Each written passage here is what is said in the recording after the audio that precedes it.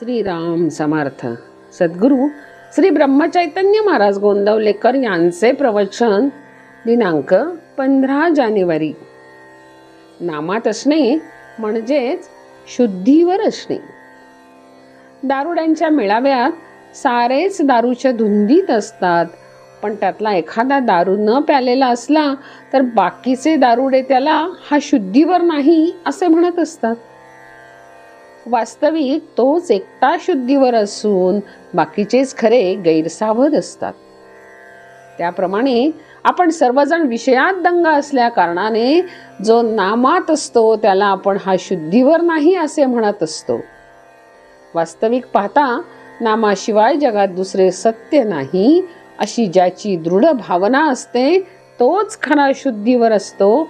आपण मात्र भ्रमात असतो. आपल्याला झालेला हा भ्रम नाहीसा करायला 3 उपाय आहेत. एक सद्विचार, दुसरा सत्संगती आणि तिसरा नामस्मरण. भगवंताचा विचार हाच खरा सद्विचार. एखाद्या माणसाला म्हटले की तुझे अवयव आणि रंग यांच्याशिवाय ये, तर त्याला येता येणार नाही, कारण तो तिथे आहे. त्याचा रंग आणि अवयव हे असणारच. त्याचप्रमाणे नाम, संत आणि भगवंत हे एकमेकांना चिकटूनच आहेत. त्यामुळे जिथे नाम आहे तिथे सत्संगती आणि भगवंत असतातच. वासरू होऊन गेले म्हणजे जशी गाय पाठीमागून आपोआप येते, त्याप्रमाणे नाम घेतले की भगवंत त्यामागे येतोच. आजकाल इतकी यंत्रे निघाली आहेत, तर भगवंताच्या प्राप्तीसाठी संतांनी एखादे यंत्र शोधून काढले नाही का असा प्रश्न एखाद्याच्या मनात येईल. तर त्याचे उत्तर सोपे आहे.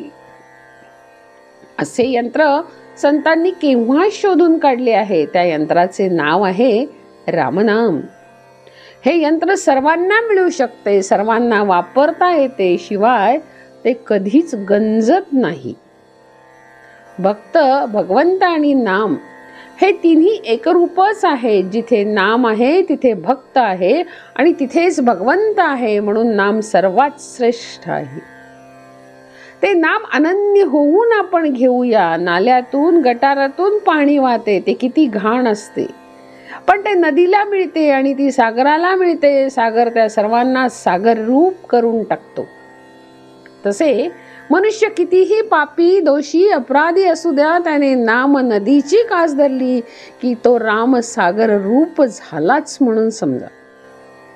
भगवंताला विसरणे हे सर्वात मोठे पाप आहे. नामाने भगवंताचे स्मरण होते, म्हणून नामाने पाप नाहीसे होईल. अनाथ शब्द नाथा वाचून नाही आणि नाथाला अनाथा वाचून नाथत्व नाही. राम सर्वांचा नाथ आहे. त्याच्या अखंड स्मरणात आपण राहूया. प्रपंच वनवासासारखा आहे. रामाच्या स्मरणात प्रपंचातली संकटे आणि दुःखे कसपटाप्रमाणे वाटतील.